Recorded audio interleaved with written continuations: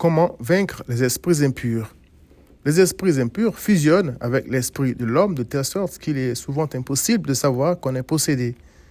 L'homme de la synagogue de Capernaum, par exemple, ne manifestait aucun signe apparent de possession. Quand Christ a chassé ces démons, il est écrit « Tous, c'est-à-dire les gens de la synagogue qui croyaient connaître cet homme, furent saisis de stupéfaction, de sorte qu'ils se demandaient les uns aux autres « Qu'est-ce que ceci ?» Marc 1, 27. Dans le cas de l'enfant dont le père est venu supplier Christ de l'aider, on disait qu'il souffrait simplement d'une maladie mentale et les gens s'étaient habitués à sa condition. Personne ne savait que c'était un démon qui le jetait dans le feu et dans l'eau. Matthieu 17, 14 à 15. Il est écrit que Christ a parlé sévèrement au démon, qu'il est sorti et que l'enfant a été guéri à l'heure même. Matthieu 17, verset 18. Qu'est-ce que ceci? Une nouvelle doctrine?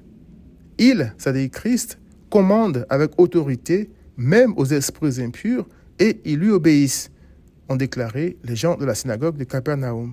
Marc 1, 27. Ça m'a fait penser à Christ dans la barque. Il a menacé le vent terrible qui menaçait ses disciples et a dit dans la mer agitée, « Silence, tais-toi ». Et le vent cessa et il y eut un grand calme. Marc 4, 39.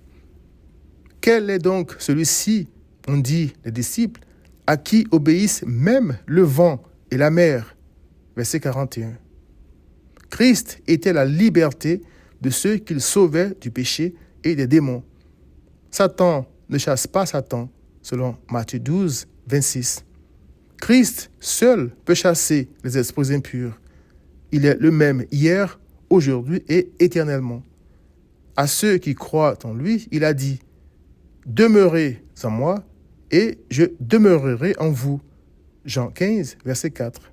Il a ajouté que celui qui demeure en lui et en qui il demeure pose des actes qui glorifient Dieu. Verset 8. Et non de mauvais actes qui glorifient le diable. Matthieu 7, 18.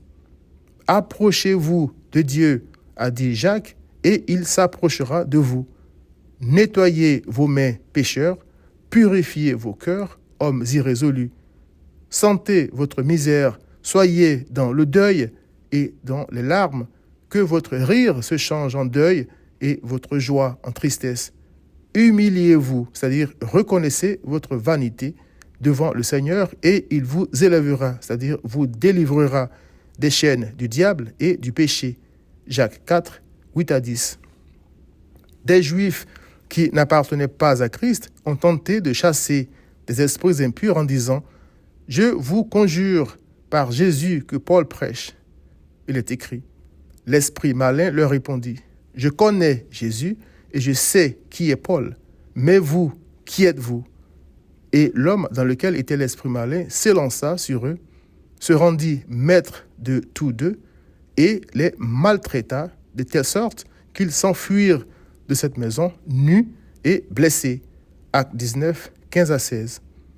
Apocalypse 12, verset 11 dit que c'est à cause du sang et de la parole de Christ que les croyants ont la victoire sur Satan.